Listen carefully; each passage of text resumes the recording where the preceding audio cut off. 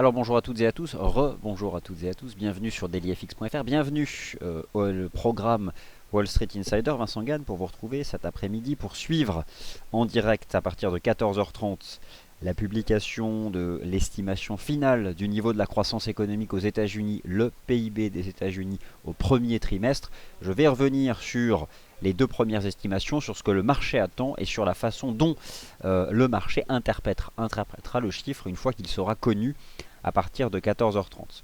Avant cela, je vous rappelle que le trading sur devises et CFD comporte un très haut niveau de risque et que d'autre part, vous assistez à une présentation purement indicative.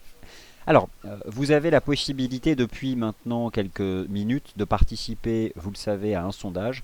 Tout au long de la semaine, je déploie dans ces émissions 3 sondages pour pouvoir connaître quels sont les services liés au marché actions qui vous intéressent, en vue bien sûr, dès la rentrée prochaine, de vous proposer des services gratuits pour suivre l'actualité sur les actions internationales et notamment les actions du CAC 40. Donc vous avez à nouveau la possibilité de participer à un sondage. Pour retrouver la meilleure actualité sur les actions françaises, vous visitez habituellement quel site? Vous avez le choix entre ABC Bourse, Capital, Easy Bourse, Cercle Finance ou La Tribune. Alors, cet après-midi, le marché attend le PIB des États-Unis. C'est important de comprendre les tenants et les aboutissants. Vous avez sous les yeux le calendrier économique d'LIFX. Alors, c'est une journée qui est très importante sur le plan des fondamentaux de marché, à la fois en ce qui concerne le dossier grec, avec depuis 13 heures une réunion donc de l'Eurogroupe qui rassemble Mario Draghi, président de la Banque Centrale Européenne, Jean-Claude Juncker, le président de l'Eurogroupe aussi, Christine Lagarde à la tête du FMI, bref, tous les créanciers de la Grèce, parce que la Grèce a besoin d'argent. La Grèce a besoin d'au moins l'enveloppe d'argent bloquée depuis le début de l'année de 7,2 milliards d'euros pour payer d'une part le FMI mardi prochain, mais pas seulement, pas que le FMI. La Grèce a proposé cette semaine des réformes, notamment au niveau du régime fiscal, la TVA ou aussi le niveau des retraites, qui pour le moment n'ont pas été acceptées par les créanciers. Les tractations donc se poursuivent et ce soir à partir de 19 heures, réunion des ministres des Finances de l'Eurozone en vue donc de résoudre ce dossier grec, ce qui n'est pas encore gagné, d'où un regain de volatilité sur les marchés actions de la zone euro, mais pour le moment une simple phase de retracement de la jambe de hausse que le marché connaît depuis jeudi dernier. Alors on en reparlera de ce dossier grec, on va se concentrer sur le produit intérieur brut des États-Unis, que les choses soient bien claires dans votre façon de comprendre les chiffres de cet après-midi.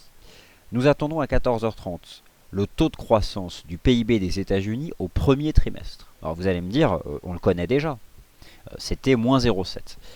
Il s'avère que le taux de croissance d'un produit intérieur brut, en tout cas pour celui des États-Unis, est établi en 3 étapes, à mesure que les agrégats de l'économie réelle remontent.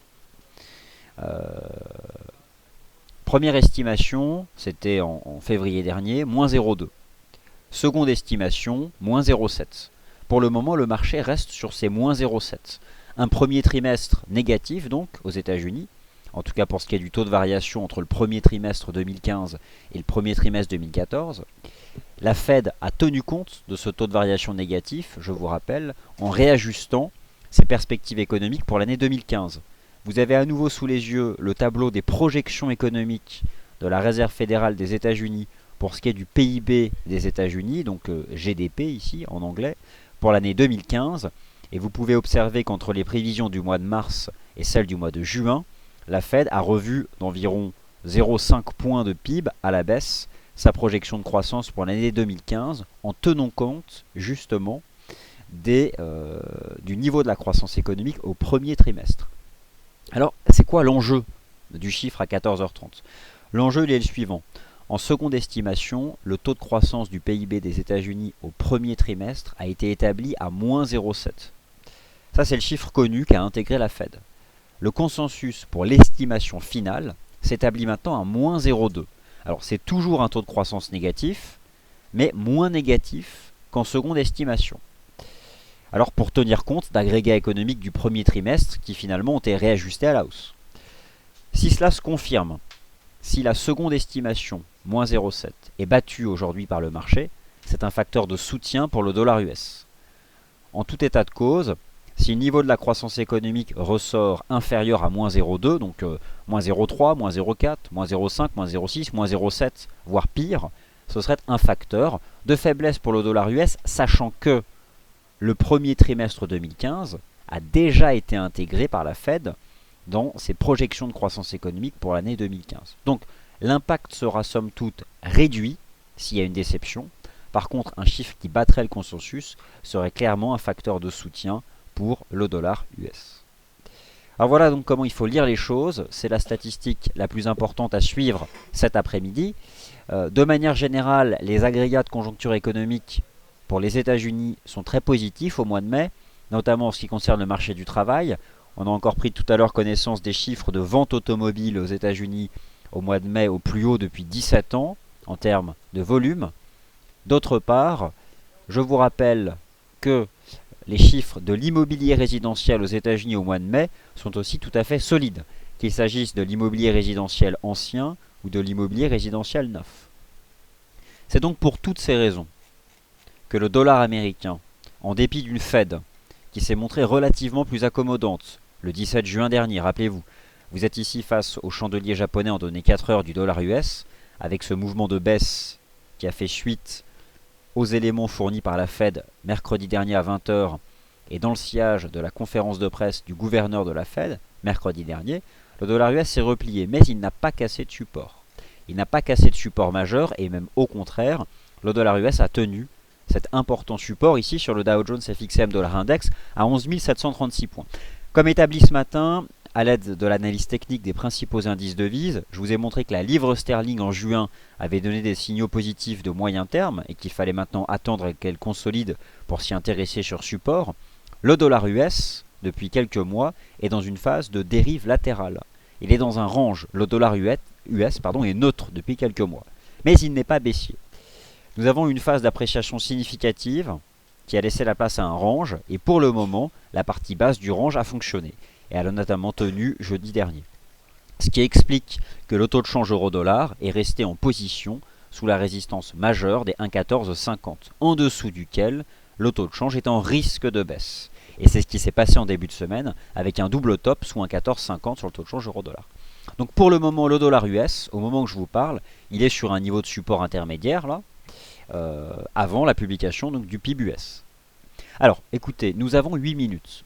8 minutes avant que j'obtienne le chiffre du niveau de la croissance économique aux États-Unis. Alors, retenez moins 0,7 en seconde estimation et moins 0,2 pour le consensus du marché.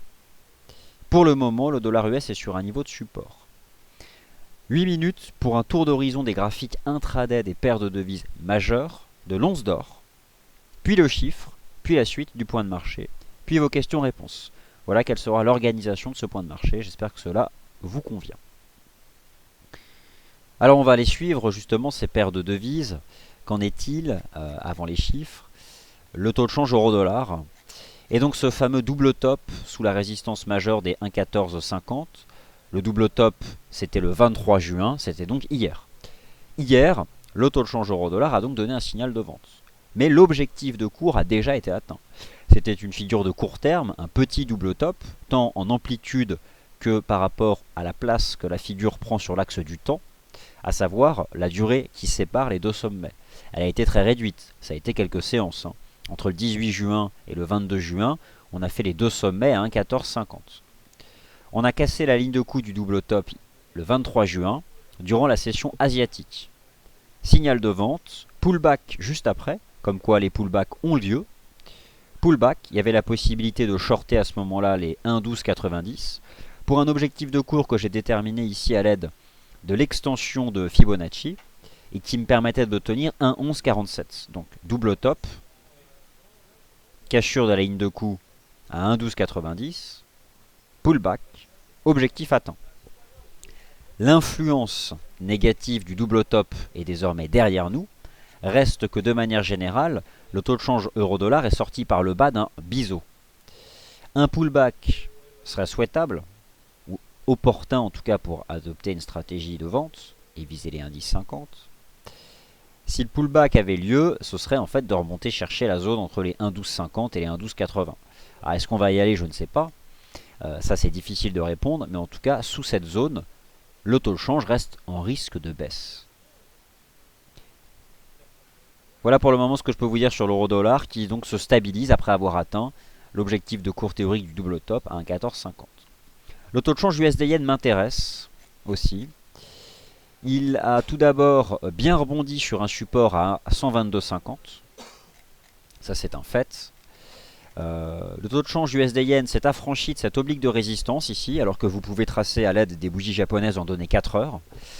Depuis, on fait un flat, mais un flat au-dessus de la ligne de tendance. Donc ça m'intéresse d'une certaine façon. J'ai le sentiment qu'à court terme, au-dessus des 123,50, avec un dollar US qui monterait et un yen neutre, que ce marché pourrait revenir chercher les 124,45. C'est pas fait. Et on fait sur le très court terme un espèce de fanion ici, un micro-range sur l'USD-Yen après cette jambe de hausse. Donc l'idée c'est que tant qu'on se maintient au-dessus de cette ligne de tendance, c'est vraiment du chartisme pur que je vous propose là. On peut envisager que ce marché retourne chercher les 124,44 et ce finalement tant que le dollar US tient son support. Donc en tout cas on a ici avec le niveau de prix des 123,55 un niveau qui permet de gérer son risque financier. Alors je laisse ici le graphique du FXM Dow Jones Dollar Index. Je vous ai proposé une vue de marché sur l'euro-dollar. Je vous ai proposé une vue de marché sur l'USD-Yen. Il me paraît important d'étudier le cas de l'once d'or. J'ai tenté hier dans un article de vous rappeler à quel point la corrélation négative entre le prix du métal jaune et la tendance du dollar US s'exprime pleinement, notamment depuis quelques semaines. L'once d'or n'a pas de valeur intrinsèque, l'once d'or n'intéresse personne, l'once d'or n'est plus un actif pour se couvrir contre le risque. La preuve en est, ce matin il n'a absolument pas été acheté. L'once d'or ne fait que répercuter la tendance du dollar US. Le dollar US a monté depuis la Fed, l'once d'or a chuté. A chuté sous les 1204 dollars, il est retombé en direction d'un support à 1175 dollars. Si ça casse, ça fera épaule, tête, épaule. Il y a un risque d'avoir sur l'once d'or un V-top en H4. Et un V-top, ça ferait mal, notamment si l'once d'or cassait les 1175. Alors le signal de vente n'est absolument pas donné. Pour l'instant, on est sur le support. Mais on a quand même une réaction qui est très différente de ce qu'on a pu avoir le 10 juin, ou le 11 juin, ou le 15 juin, ou le 17 juin, où on avait eu un achat rapide du niveau de support. En clair, si nous avions... Alors...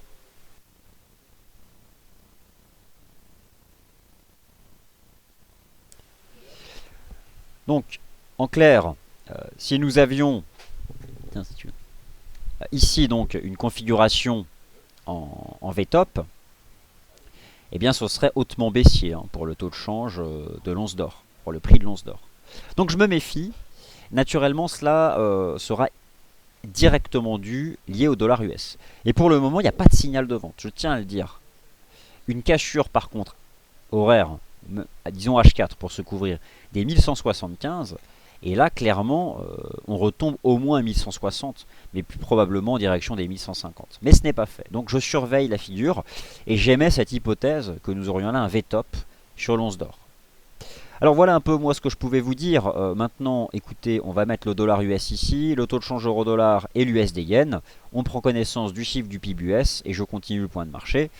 Mais voilà, ça me paraissait important de couvrir le dollar US, l'once d'or, l'USD yen et le taux de change euro-dollar, avant que justement que ce chiffre de la croissance économique ici ne soit publié.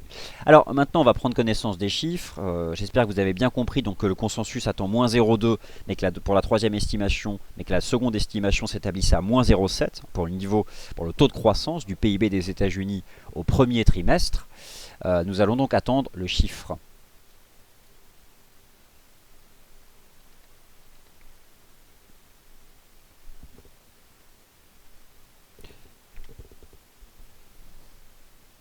Il y a d'autres statistiques américaines qui sont importantes cette semaine, notamment demain l'indice des prix PCE. L'indice des prix PCE, c'est celui qui surveille la Fed. Alors a priori, ça ne doit pas être exceptionnel. Enfin on va voir, en fait je ne sais pas. Je me méfie toujours moi des réactions initiales.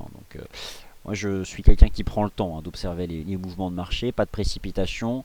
Avant tout prendre le temps, comprendre et ensuite envisager des stratégies. Alors il y a un certain nombre de chiffres qui sont donc en train de tomber. Moins 0,2, moins 0,1, c'est donc supérieur à la seconde estimation. C'est globalement positif pour le dollar US. Moins 0,2.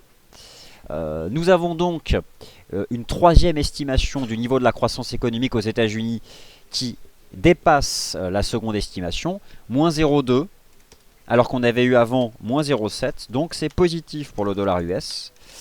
Finalement, le premier trimestre n'est pas autant catastrophique que l'envisageait le marché. Donc, c'est un chiffre, c'est dans le pire des cas neutre pour le dollar US et dans le meilleur des cas positif.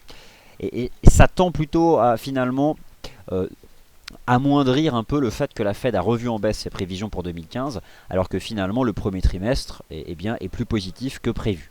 Sachant que le second trimestre s'annonce extrêmement bien lorsqu'on regarde les toutes dernières statistiques US, notamment celle du mois de mai.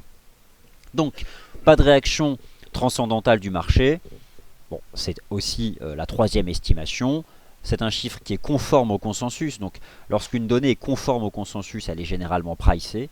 Donc, ce que l'on peut dire pour le moment, c'est que le dollar US tient support. Il n'y a pas de réaction majeure. Allez, je continue maintenant l'ensemble du point de marché.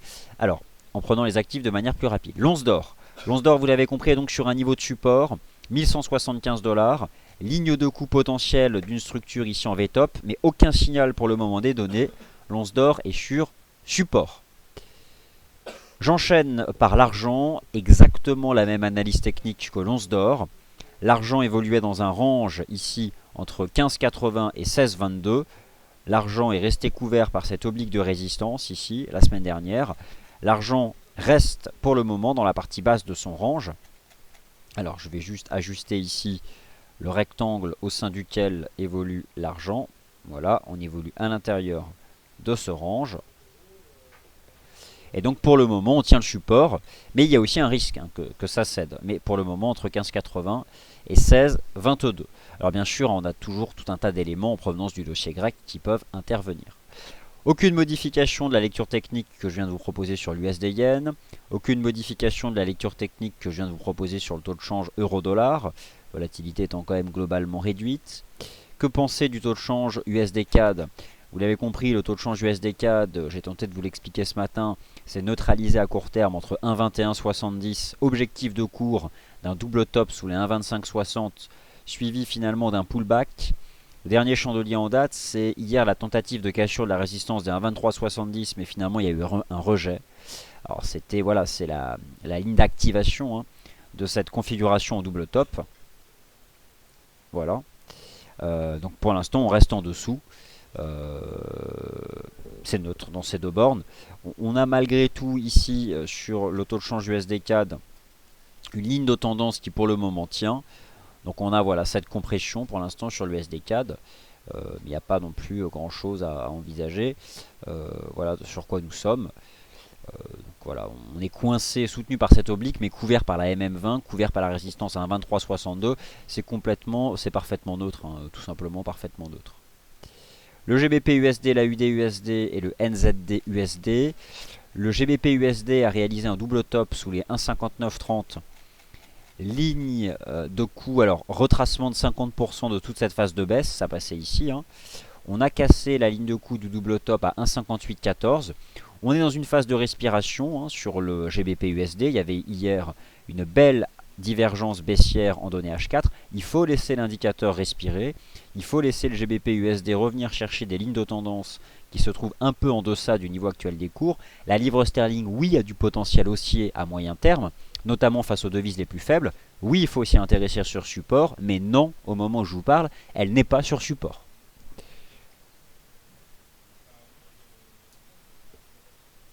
La UD-USD et le NZD-USD. La UD-USD, c'est un rectangle entre 0,76 et 0,7820.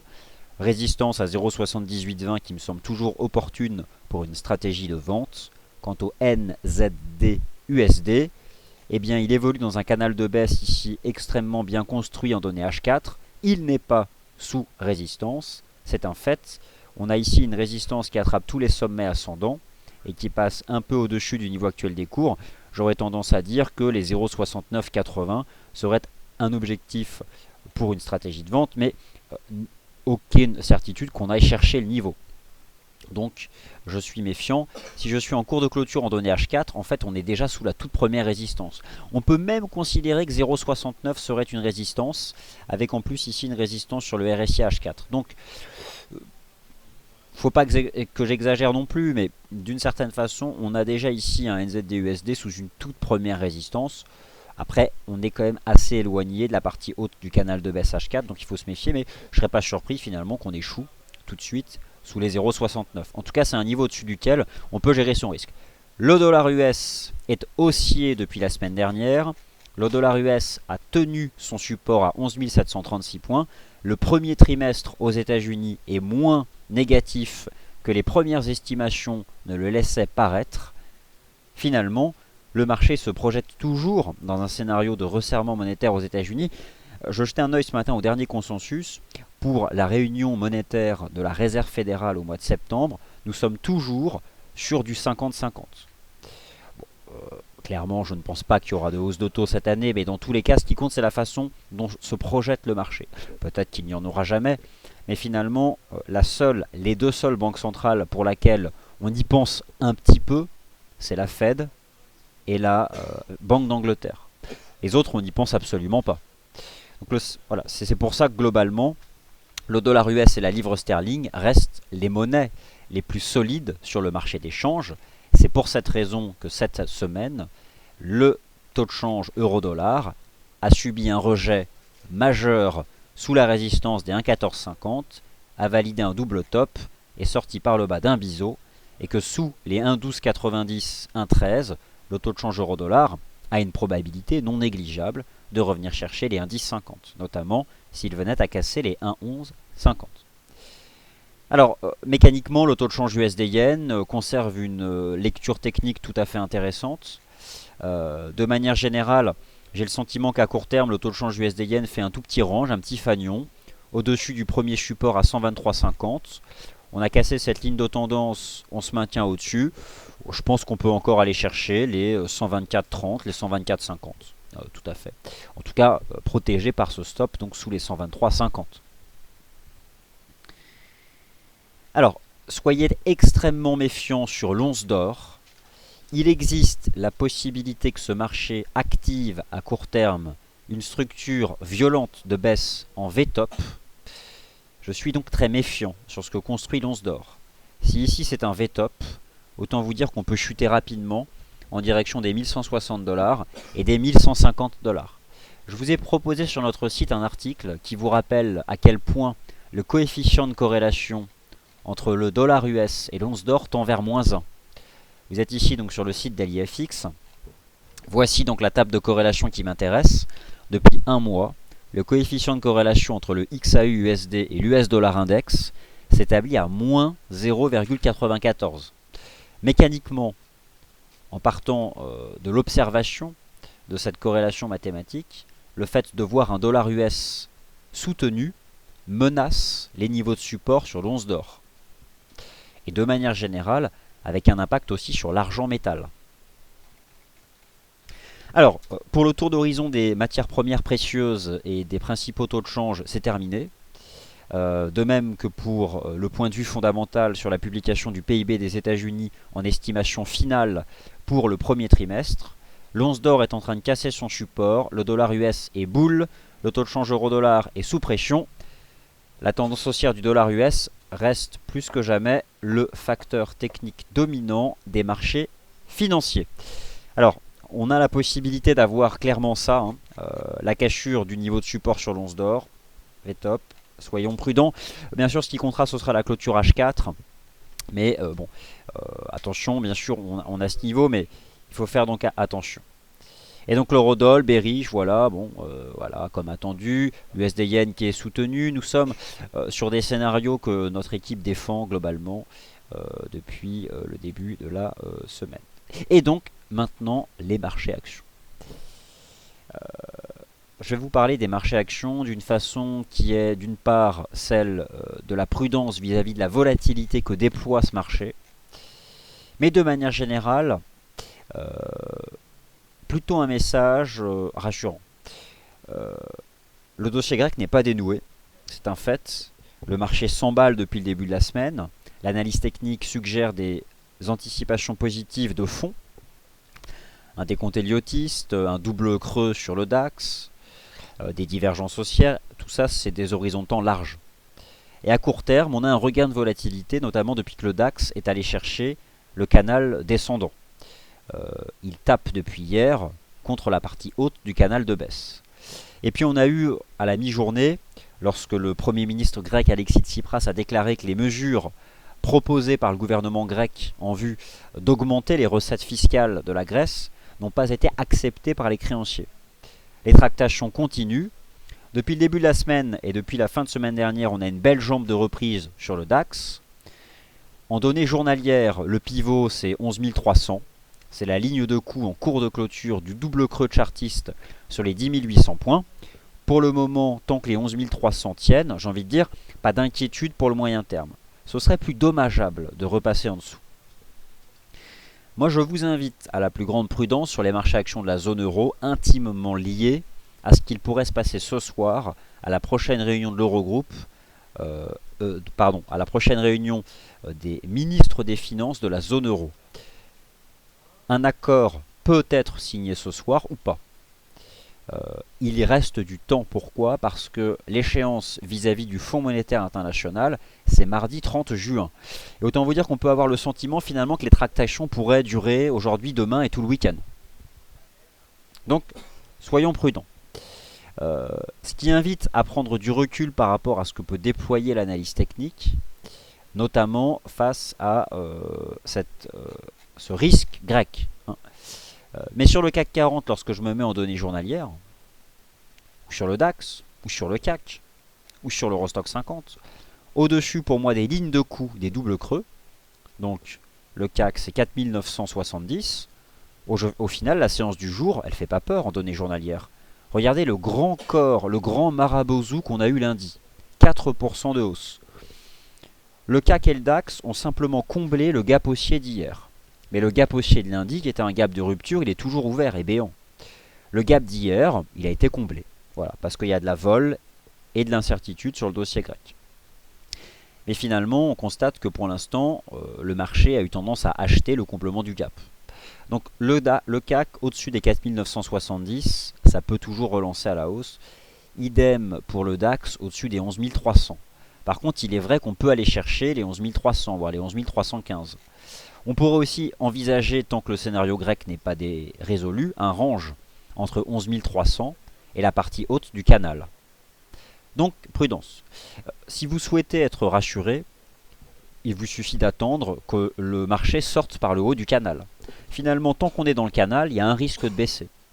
Donc, si vous souhaitez attendre un signal technique favorable, vous avez qu'à attendre qu'on sorte du canal. Si on n'en sort pas, eh bien, mettez de côté le scénario bullish. Mais moi, j'aurais tendance à y croire, notamment depuis le double creux chartiste et au-dessus des 11 300, 11 315. C'est d'ailleurs un niveau de support et on a cette ligne de tendance. On peut aller chercher, mais on pourrait avoir une réaction positive. Le dollar US est haussier. L'once d'or est en risque de valider un VTOP. Volatilité importante sur les marchés actions de la zone euro. Qu'en est-il de Wall Street? Car nous sommes quand même dans une émission Wall Street Insider. Wall Street risque d'être sous pression du fait du retour en force du dollar américain, mais, je pense toujours que le SP500, le Dow peuvent revenir chercher leur sommet historique, c'est pas très loin. Notamment le SP500 avec un double creux au-dessus des 2070 points. On a sur le SP500 cette zone ici de support. Tenez H4. Hein. Et pour l'instant, on est toujours au-dessus. Donc j'aurais tendance à dire qu'entre 2110 et 2115, on a un niveau de support sur le SP500 susceptible d'attirer les acheteurs. Et j'ai à peu de choses près la même lecture sur le Dow Jones, où on a cette zone de support ici. La ligne de coup, hein, voilà, du double creux, que je vais tracer de cette façon-là. Avec donc le double creux chartiste du Dow Jones sur les 17 690 points. Et j'établirai sur le dos un niveau de support dans cette zone-là, sur les 18 050, 18 000 points. Donc c'est une zone susceptible d'attirer des acheteurs si le marché la rejoint. Dans tous les cas, le dollar US aujourd'hui tient son support, rebondit sur son support, avec des bonnes raisons fondamentales de comprendre pourquoi on rebondit sur son support. J'aurais tendance à vous inviter à donc toujours privilégier les achats de dollars US, notamment l'achat USD Yen, la vente euro-dollar, mais aussi la vente NZD USD. Alors, bon, admettons que pour le moment, le NZD USD reste bien en position sous cette toute première résistance ici à 0,69. C'est pas non plus transcendantal, mais voilà, on a ici un premier rejet. Bon, le pétrole est dans un range. Pour l'instant, le pétrole reste parfaitement dans un range. Voilà, donc on a ce rectangle. Et de manière générale, le pétrole reste couvert par cette oblique de résistance ici. C'est un facteur neutre, hein, comme je tente d'expliquer depuis quelques séances. Les prix du pétrole sont neutres.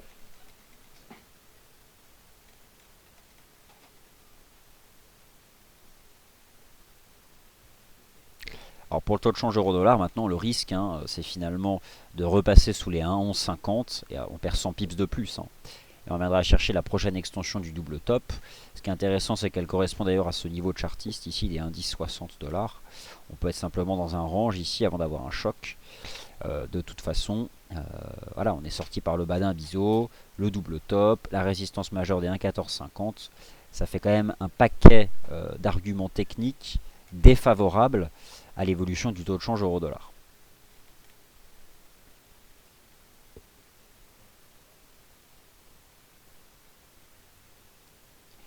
Alors, le lien vers le nouvel indicateur de volume FXM. Alors, tous les indicateurs FXM. Alors, vous avez un magasin d'applications qui s'appelle FXM apps.com. C'est comme avec votre smartphone ou d'autres choses, vous avez un magasin d'applications fxmapps.com, hein, vous pouvez taper ça sur Google, fxmapps.com, où vous avez la possibilité d'aller chercher tous les indicateurs avec lesquels vous pouvez donc personnaliser votre compte. Je vais vous donner le lien plus précis, voilà. fxmapps.com. Et là, vous avez donc des indicateurs gratuits, bon, d'autres payants, mais il y a beaucoup d'indicateurs gratuits ici qui vont vous permettre de personnaliser la plateforme. Donc ça, faut pas hésiter à aller l'utiliser. Hein. Ce qui serait vraiment un signal positif pour le taux de change USD CAD, ce serait de redéborder la résistance des 1,2370. Et à ce moment-là, on remonte à 1,25 comme en 14. Alors, sur le GBP USD, quel serait un bon support? Écoutez, le GBP USD, pour moi, il n'a pas fini de se replier. Je pense que le GBP USD peut se replier en direction des 1,5550. Ce serait ça la zone. 1,55, 1,56. Mais de manière générale, pour un achat du GBP à moyen terme, je vous invite à privilégier le GBP Yen, le GBP AUD ou encore la short euro GBP. Parce que le GBP et l'USD sont de toute façon les deux monnaies les plus fortes du FX. C'est pas évident de savoir comment elles vont s'articuler l'une par rapport à l'autre. Vous avez sur le GBP Yen un très beau support à 194,34. Vous avez sur le GBP AUD un très beau support à 2,0290. Ça se paye avec un stop juste en dessous. Moi j'aime le GBP Yen à l'achat, le GBP AUD à l'achat. Beaucoup plus que le GBP USD qui est de toute façon sous la pression de l'appréciation du dollar US.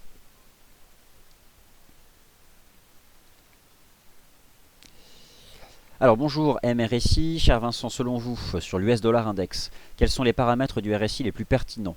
Les gardez-vous fixes ou les adaptez-vous de manière régulière, donc hebdomadaire?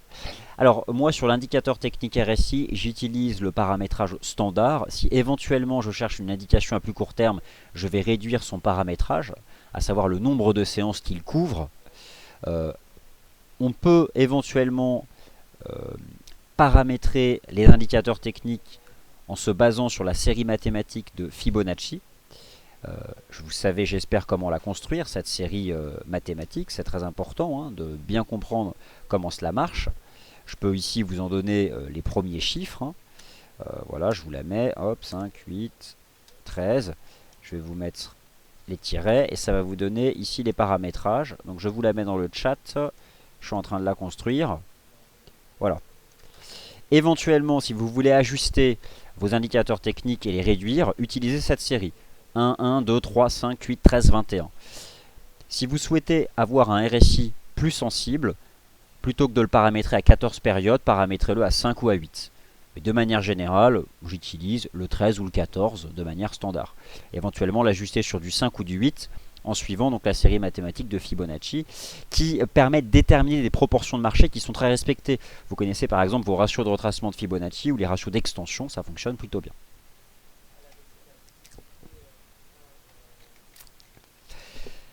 Alors voilà, écoutez, le point de marché a fini de se dérouler. J'ai répondu à l'ensemble de vos questions.